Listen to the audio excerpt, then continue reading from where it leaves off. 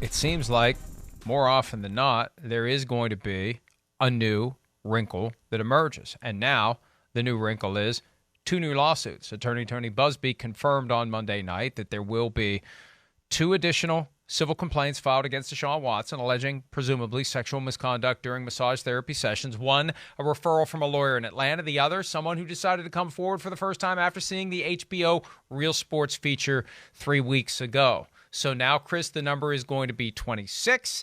I do not know how the NFL gets out of this one without putting Deshaun Watson on paid leave. I know the commissioner has said no paid leave. If I'm going to do anything, I'm just going to suspend him. That was nearly 3 months ago. Things have changed dramatically in the last 3 weeks. I think paid leave makes the most sense, especially when they don't know how many more of these cases, Chris, are going to be filed. Well, I mean, I'm like, I hear you, Mike. I want to go like, I guess at some point, just go.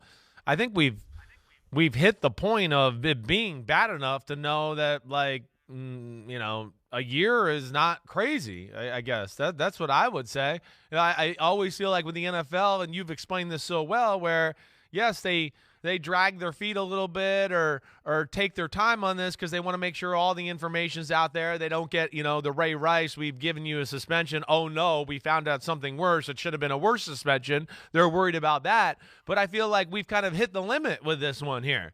Like, I don't know. So where I feel like if they came down hard on them right now, nobody's going to be like, whoa, wow, well, all the facts aren't out, and we need to see a few more things here. That's where it's a little different, and I just keep looking at my watch going, when is this going to happen? The problem is, what do you do now when the cases are still pending? And whatever you do now, will the end result make it look like you didn't go far enough? Because at the end of the day, commissioner is going to want to, if anything, go too far. It was when he didn't go far enough with Ray Rice that almost got him fired.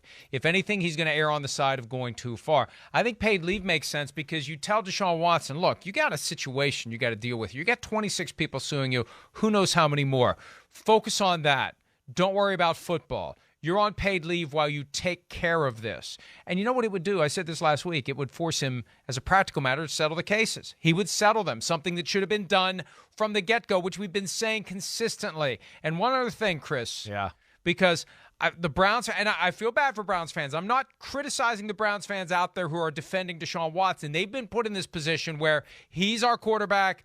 We feel compelled to defend him. It's an unseemly spot to be in. But people will say, typically with Browns fans somewhere in their Twitter profile, these are just allegations, not evidence. But do you understand? The allegation is backed up by the sworn testimony of the individual. The evidence is the testimony. And yes, at the end of the day, it's he said, she said. But some of these folks are saying he wanted it this way. 2 people in a room, and there's no one else. So how else do you prove the case? The plaintiff says that something improper happened, and Deshaun Watson denies it over and over and over again. But when you hear it from 26 different people with no evidence of a conspiracy, very difficult. The more people who are added to this, the harder it is to hold everyone together if it is some big conspiracy and they all have false claims. It becomes overwhelming. And I think that at this point, it is overwhelming for the Browns, for Watson in the NFL, and the best move is put him on paid leave and let him get these things straightened out and then figure out a potential suspension once we know the outcome of each of the 26 cases. Hi, I'm Mike Tirico, and thanks for watching. Make sure to hit subscribe for the latest news and highlights from NBC Sports.